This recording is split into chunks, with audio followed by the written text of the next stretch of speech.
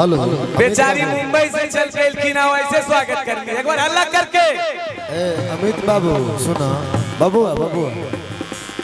जब मगह के मगहिया माटी के तू लाल बड़ा तमाम तोहर इंस्टाग्राम ट्विटर वगैरह सोशल मीडिया पर गाना वायरल होता कि जनता जनार्दन श्रोता के आशीर्वाद बा ए मगह के माटी के खनक बाटे।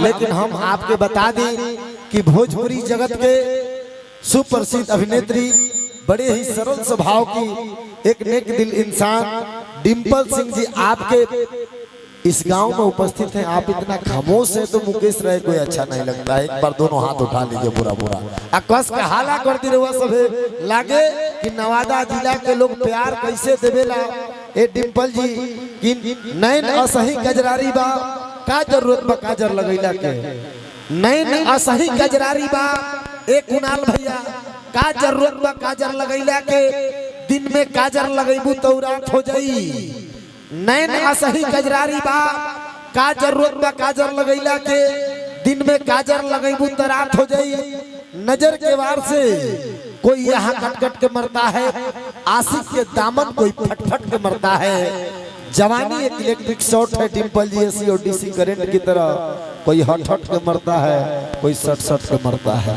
प्यार में मरने का सलीका अपना अपना होता है और बिल्कुल मैं चाहता हूँ लेकिन एक शब्द दो शब्द अरे बुलवा दे एक लाइन बुलवा दे हाला होता है डिम्पल जी एक लाइन बोल दिया है जय दे इस रोता खाती बोलने के बाद यह लोग समय बने का हाल बा कह दे तो तने पर लोग खुश हो जाए वो लोग के भूखे मिट जाए।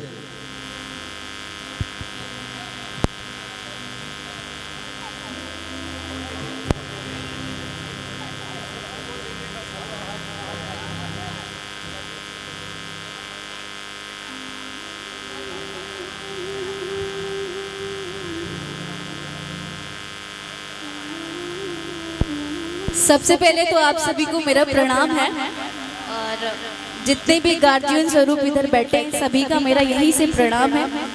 और पहली बार मैं नालंदा है ना ये ना सॉरी पहली बार मैं लाल बिगहा नवादा जिला आई हूँ कुणाल जी के गांव में। अच्छा लग रहा है मुझे एंड आप काफ़ी अच्छा गा रहे थे। मैं चाहूँगी कि आप कंटिन्यू करिए, आप गा लेंगे उसके बाद हम लोग आएंगे।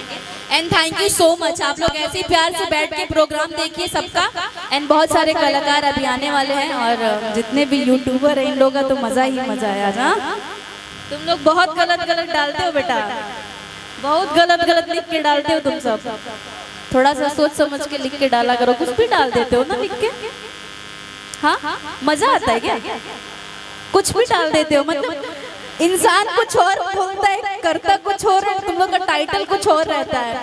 अभी देखना कल भी देखूंगी मैं टाइटल कुछ और होगा।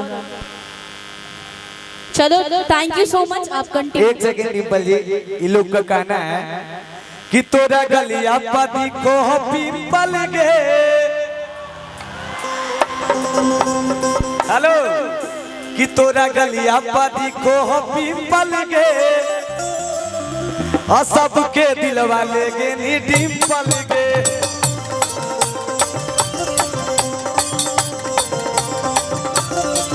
तोरा गलिया चांदी के पायलिया गे चुमा दे लेना छौरी का जलिया गे।